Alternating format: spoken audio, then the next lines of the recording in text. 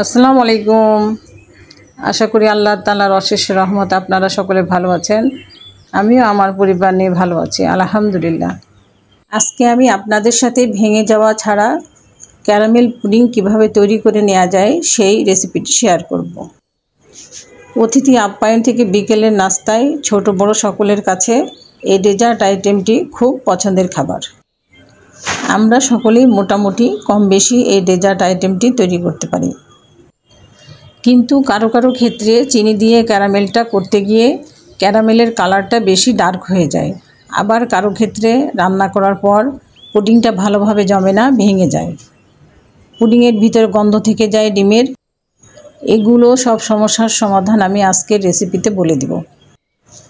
চলুন তাহলে শুরু করি। আশা করি রেসিপিটি আপনাদের কাছে ভালো লাগবে।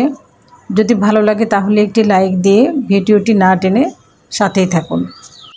আমার চ্যানেলটিকে সাবস্ক্রাইব করে রাখার অনুরোধ রইল, যাতে আমি কোনো রেসিপি দেওয়ার সাথে সাথে সবার আগে আপনার কাছে নোটিফিকেশান পৌঁছে যায়। আর আমার চ্যানেলটিকে যারা অলরেডি সাবস্ক্রাইব করে ফেলেছেন তাদেরকে জানাই আমি অসংখ্য ধন্যবাদ। প্রথমে আমি যে পাত্রে পুডিংটা সেট করব সেই পাত্রটিতে চিনির ক্যারামেলটা তৈরি করে নিচ্ছে। সেজন্য বাটিতে আমি হাফ কাপ চিনি দিয়ে দিলাম আর 1 টেবিল চামচ পানি দিয়ে দিলাম। ক্যারামেল তৈরি করার জন্য আমি আলাদা কোনো পাত্র ব্যবহার করছি না। এই পাত্রটিতেই ডিম ও দুধের মিশ্রণটা ঢেলে দিয়ে পুডিংটা আমি সেট করে নেব। পানি না দিয়েও ক্যারামেল তৈরি করা যায়, তবে চিনির সঙ্গে একটুখানি পানি দিলে পানির সাথে চিনিটা গলে গিয়ে প্রথমে শিরাতে পরিণত হয়। তারপর চুলার হিটটা মিডিয়াম টু লোতে রেখে দিলে চিনির শিরাটা ঘন হয়ে গিয়ে ক্যারামেলের কালারটা আস্তে আস্তে চলে আসতে শুরু করবে। এই পর্যায়ে দেখুন ক্যারামেলের কালারটা আসতে শুরু করেছে। এখন একটি স্প্যাচুলা দিয়ে আমি বাটির চারিদিকটা নেড়ে চেড়ে দিব। এইভাবে নেড়ে চেড়ে দিলে ক্যারামেলটাতে সমানভাবে কালার চলে আসবে। পুডিং বানানোর জন্য ক্যারামেলের কাঙ্ক্ষিত কালারটা চলে এসেছে। এখন আমি চুলার জালটা অফ করে দিব। এখন বাটিটিকে চুলা থেকে নামিয়ে নিব, কেননা চুলার গরমে ক্যারামেলের ভিতর আরও ডার্ক কালার চলে আসবে। এই পর্যায়ে ক্যারামেলের কালারটা খুব সুন্দর এসেছে। বাটিটিকে এখন আমি চুলার এক পাশে রেখে দিয়ে নেক্সট স্টেপে চলে যাচ্ছি। পুডিং বানানোর জন্য ডিম ও দুধের মিশ্রণটাকে স্টিম করতে হবে। সেজন্য চুলাতে আমি একটি বড় হাঁড়ি বসিয়ে দিয়েছি। তারপর হাঁড়ির তলা থেকে হাফ ইঞ্চি পরিমাণ উঁচু করে আমি পানি দিয়ে দিলাম। বেশি পানি দিব না, বেশি পানি দিলে পুডিং জমানোর বাটিটা নড়াচড়া করবে, তার ফলে পুডিংটা ভালোভাবে সেট হবে না। এখন পানির উপর আমি একটি সাদা কাপড় বিছিয়ে দিয়েছি। এভাবে কাপড়, ছোট টাওয়াল অথবা টিস্যু পানির ভিতর বিছিয়ে দিলে পুডিং জমানোর বাটিটা নড়াচড়া করবে না। এর পরের স্টেপে আমি একটি বোলে 2 কাপ দুধ নিয়ে নিচ্ছি। 3 কাপ লিকুইড দুধকে একটু জাল দিয়ে ঘন করে 2 কাপ আমি করে নিয়েছি। এই পর্যায়ে দুধটা আমার ঠান্ডা আছে। আমি এখন আধা কাপ গুঁড়ো দুধ দিয়ে দিলাম। একটু নাড়াচাড়া করে নিয়ে আমি এর ভিতর 1 টিস্পুন কর্নফ্লাওয়ার দিয়ে দিচ্ছি। এভাবে একটু কর্নফ্লাওয়ার অ্যাড করলে স্বাদের কোনো পরিবর্তন হয় না, আবার পুডিং রান্নার পর ভেঙে যাওয়ার কোনো চান্স থাকে না। কর্নফ্লাওয়ার অ্যাড না করলে ডিমের পরিমাণটা একটু বাড়িয়ে নিতে হবে।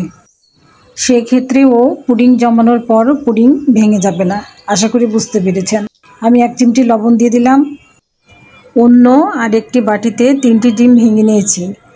ডিমগুলোকে একটু ফেটে নিচ্ছি। ফেটে নেওয়া ডিমের মিশ্রণটাকে এখন দুধের ভিতর ঢেলে দিচ্ছি।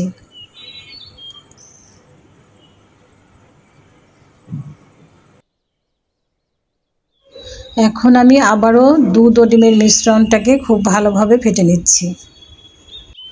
খুব ভালোভাবে ফেটে নিতে হবে, না হলে ভিতরে লাম্পস থেকে যাবে। এখন আমি 2 টেবিল চামচ চিনি দিয়ে দিচ্ছি। চিনিটা আপনারা স্বাদ অনুযায়ী বাড়িয়ে কমিয়ে নিতে পারেন। আমার রেসিপি অনুযায়ী আমি 2 টেবিল চামচ অ্যাড করেছি। পুডিং বানানোর পর ডিমের যে একটা আষ্টে গন্ধ থাকে, সেজন্য আমি একটি লেবুর সবুজ অংশটা গ্রেট করে নিচ্ছি।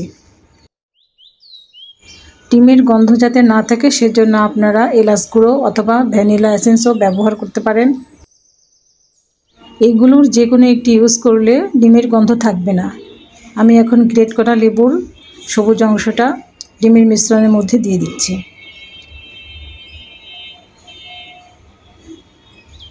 ডিমের মিশ্রণটা আরেকটু ফেটে নিয়ে আমি সব মিশ্রণগুলোকে একটি তারের চালনি দিয়ে এখন চেলে নেব। আগে থেকে ক্যারামেল করে রাখা মোল্ডের উপর আমি একটি তারের চালনি বসিয়ে দিলাম। তারপর দুধ ও ডিমের মিশ্রণটিকে ঢেলে দিচ্ছি। এভাবে চেলে নিলে পুডিং জমানোর পর ডিমের কোনো সাদা সাদা লাম্পস থাকে না, পুডিংটা বেশ মসৃণ হয়। এখন এই দুধ ডিম মিশ্রণের বাটিটিকে স্টিম করার জন্য আগে থেকে চুলাতে লো হিটে যে পানিটা রেডি করে রেখেছিলাম সেই হাঁড়ির পানির ভিতর এখন এটি বসিয়ে দিচ্ছি। তারপর বাটির মুখটা একটি ঢাকনা দিয়ে ঢেকে দিব।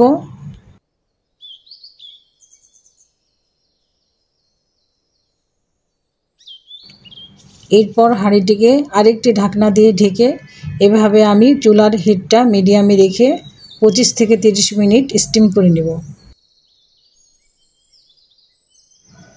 বেশি সময় নিয়ে স্টিম করব না, বেশি সময় ধরে স্টিম করলে পুডিংয়ের ভিতর ছিদ্র ছিদ্র হয়ে যায়, রান্না করার পর পুডিংটা মসৃণ হয় না। 30 মিনিট পর ফিরে এলাম। এখন দেখে নেব পুডিংটা আমার সেট হয়েছে কিনা।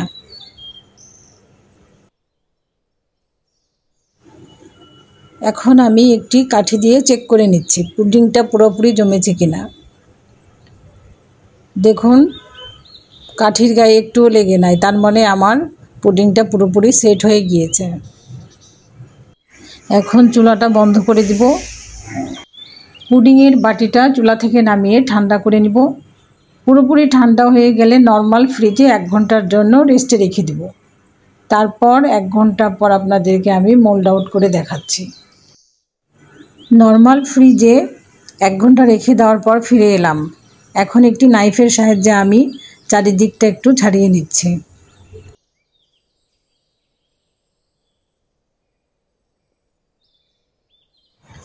দেখুন আমার পুডিংটা জমে কত সুন্দর সেট হয়ে গিয়েছে, কোনো অংশ ভেঙে যায় নাই।